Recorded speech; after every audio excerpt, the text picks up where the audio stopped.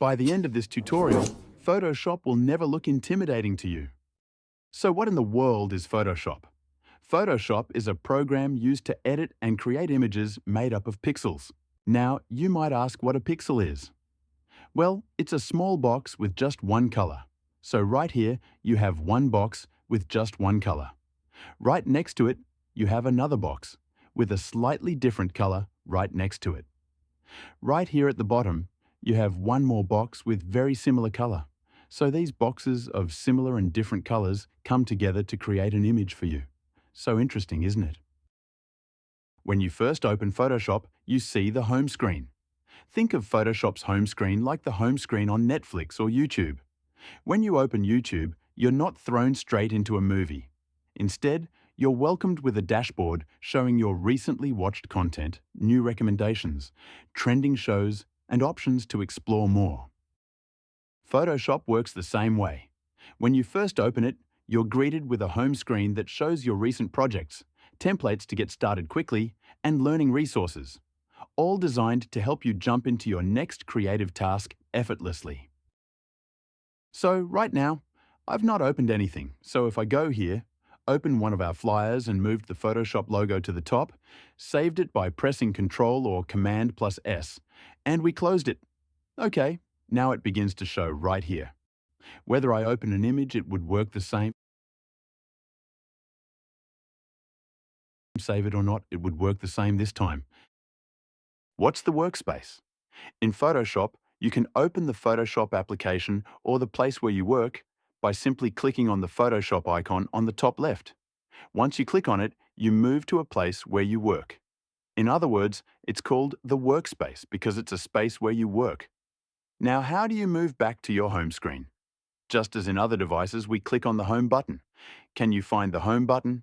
Right there, as you can see, it is shaped as a home. Clicking on it does what it's supposed to do, and here you have your home screen. I hope everything is crystal clear. I highly recommend that you pause the video and just practice opening Photoshop, getting to the home screen, and then clicking on the Photoshop icon, get to your workspace, and click on the Home button to get back. There are lots and lots of buttons and settings in Photoshop, and it can be intimidating, but trust me, there are only 3 major things that you need to keep in mind. It is simple. Think of it like an artist who paints. He has his tools like the brushes, the erasers, the pencils, chisels, and other tools like that. He has this palette where he mixes all the colors, and finally, he has his canvas where all of the work happens.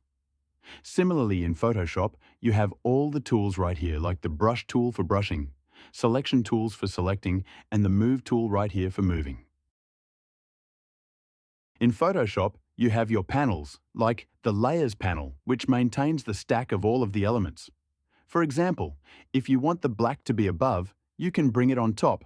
See now, it is on top of the blue and the yellow as well. You have your Colors panel, which you use to pick the colors. Let's say, I want to paint in this red color. I pick that and I start painting. So you have all of these different panels to control different functions. And finally, we have our canvas, where all of the work and the painting goes. So right here, this is our canvas. Quick refresher again. What are the 3 major parts of Photoshop Workspace? You have your tools number 1, panels number 2, and number 3 canvas. If your workspace doesn't look like mine, do not panic. It doesn't even look like the one I use. So to get started on the same page, simply go to Window Workspace and make sure you check. Essentials, this, my friend, is the default workspace now. Even now, if things are all over the place, for example. I move things here and there, completely break it up, and this can look like a nightmare to a lot of new people. Don't worry, we'll fix our Photoshop nightmares right now. Just go to Window, Workspace, even right now Essentials is checked. So what we want to do is to click on this button called Reset Essentials, and this is what you should see. Now, your workspace is something that is absolutely personal to you.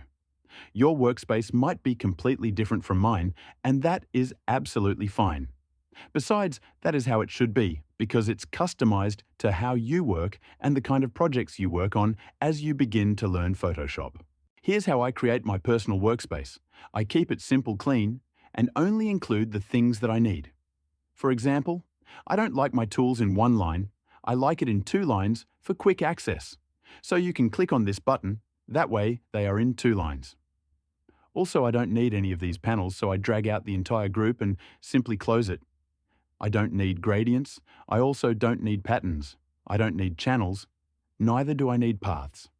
I'm going to take out the libraries as well.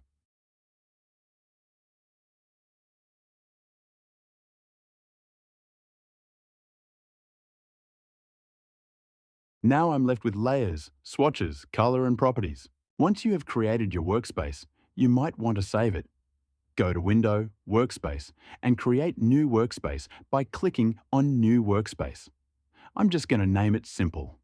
Also, you can choose whether to save the keyboard shortcuts if you had customized them and the menus and the toolbar if you had customized them. We'll learn more on that later. You don't have to worry about it right now. Click on Save. So even if you mess things up, close things down, you can go to Window, Workspace. Simple is still checked, but you can click on Reset Simple, and it's reset to how it was. You can switch between different workspaces. You have a workspace for painting, and all of the painting panels will show up, and the tools will show up accordingly. So these are the presets Adobe has created for you. And then you have a workspace for motion graphics as well, to create you short videos. If you want to switch back to the workspace you created, go to Window, Workspace, and Simple. And there you have it. Before we move on, there are 3 more little things we need to keep in mind. The first one being the status bar. Quick shout out to the artist behind this flyer. The Everbest himself, straight from our hybrid studio team. And trust me, that name isn't just for show. His pencil art is ever clean, ever sharp, and ever blowing minds. If you're looking for stunning hand-drawn portraits or custom sketches, he's your guy. Reach out to us to book him, because when it comes to art, why settle for less when you can have Everbest? Let's get back to our lesson. The status bar is right here at the bottom, and it gives you the status of the image. Let's say we zoom in a little more so that this 25% turns into 50%, which means that we are zoomed in 50%. We can zoom in by pressing Ctrl or Command plus. Likewise, we can zoom out by pressing Ctrl or Command minus. Now we have our zoom out percentage to be 12.5. Press Ctrl or Command 0 to rescale. Right next to the status bar, you have an arrow that leads you to different parameters of the image. So right now, we are looking at the layer count. So, if we click on the arrow right here, you can check the document dimensions. It's simply saying that the resolution of the document is 3000 by 3000, which means that you have 3000 pixels along the height and 3000 pixels along the width. We will understand pixels and resolutions in later lessons. Another interesting one is the current tool. So right now the Move tool is selected, so it shows that. If I select any other random tool, see the lasso is selected right now. The Brush tool is selected. So that, my friend, is the status bar in a nutshell. It is a bar and it shows the status. That is why it's called the status bar. All right, next up, the menu bar. Think of it like the navigation bar on your favorite app, like Instagram or TikTok. You know how you tap the menu to access your profile, settings, saved posts, and all the behind-the-scenes stuff? That's exactly what the menu bar does in Photoshop. It's where you access all the powerful tools and features. For example, if you want to blur the image, go to Filter, Blur. Choose any one of these blurs, Gaussian blur, and there you go. Also, if you want to select the lady in this image, you go to Select, then you click on Subject. Photoshop will automatically use its AI features to select the subject in the image. Press Ctrl D to deselect. So, the menu bar, which is at the top, is the master menu of Photoshop. It controls how Photoshop looks, how it works, and carries out different functions. The last on today's list is the Options bar. The Options bar can be seen right over here, right below the menu bar. Now, what is the Options bar? It is directly related to tools. So whatever tool you choose, for example, if we pick the Brush tool, a set of options for that tool will show up in a bar, and that, my friend, is the options bar. So for the brush tool, you have these set of options. For example, controlling the brush size. So right now, we have a smaller brush, and right now, we have a bigger brush. Choosing different types of brush tips. All in all, you see the options for any tool you select, and that is why it is called the options bar, which is simply the options or the settings for a particular tool. For example, if we choose the gradient tool, we have the options for different gradients right here. We can choose different colors of gradients right here. As a refresher, whatever tool you choose, a set of options for that tool is going to show up in a bar at the top, and that my friend is called the options bar. Let's have a look at the options for the type tool. We can change the font and font size of any text right from the options bar.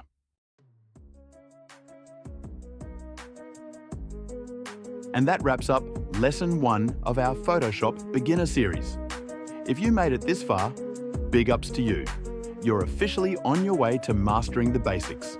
Make sure to practice what we covered today and don't be afraid to explore. If you found this helpful, give it a like, drop a comment, and of course, subscribe so you don't miss the next lesson. Until then, stay sharp, stay creative, and remember, it's not what we have, but how we use it.